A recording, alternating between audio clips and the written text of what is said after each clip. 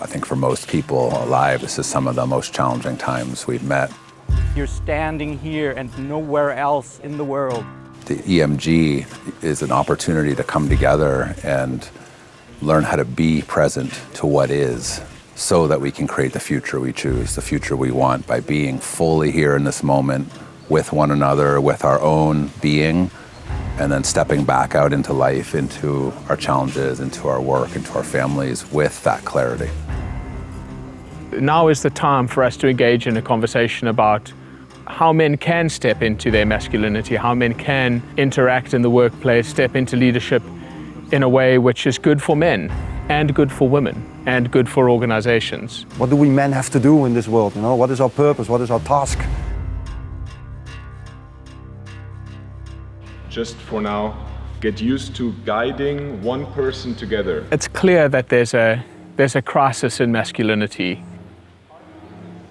I think there are a lot of men who feel quite lost and quite uncertain about what it means to be a man. I think that's responsible for a lot of the pathology that we see in the way that men behave in the world in very destructive ways to women, to other men, and to themselves. The time pass industry in Silicon Valley creates games that addict young men to play games that are totally isolated, atomistic, and totally stupid, and they learn nothing from them. Just to kill time. The internet today is evil, inhumane, non-phallic, created by boys, not by men.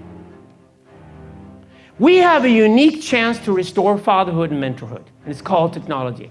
The theme of the European Men's Gathering in 2020 is fatherhood. And we mean fatherhood in a very general sense. Basically, it's anything that older men do to guide younger men in life. The father is a source that lifts someone, something, a project, lifts it up into the light and holds a container for that thing to grow, for that thing to come to fruition, come to its true sense of who or what it needs to be, and then is willing to step back and let it grow.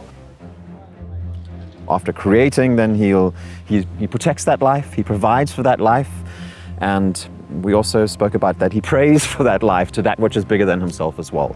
And at some point, the father also gives on the rein to the next generations. He's not going to try to keep that other one down or try to get something from that other one. It's a true lifting up and then cherishing the moment when that seed or that being or that project takes wings and flies away or punches you and pushes you away. You cherish that moment because you're strong enough within yourself. The most meaningful experience for me this year was definitely the blessing of the father ritual. The very first guy that came up and went in front of the elder and kneeled down, and he just started sharing. I could just feel the emotion in the room, and then afterwards the blessing coming. And I was crying, a large amount of the men were crying. We all want our fathers or a father figure to affirm us and our lives and to say, as it says in Scripture, "You're my beloved Son in whom I am well pleased." For breaking down barriers between men. There are many, many men who have a lot of experience to contribute to younger men. It's not even about chronological age, but maybe less experienced in some areas. And I think there are a lot of men who are desperate for that sort of figure in their life. And I think that's a huge, huge contribution that this movement can make. To be able to use my talents and my gifts, to have them recognized and called out of me was very empowering for myself. And then to know it was in fact meaningful and helpful to the men was deeply gratifying.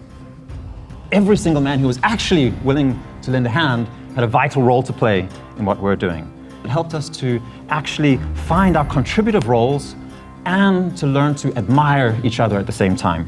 I feel super empowered after such a weekend with having so many men around me. So then I can go back to battle with life after such an event. Yeah, I feel strengthened by having this hand in my back, like Virgil. Hey man, we got you.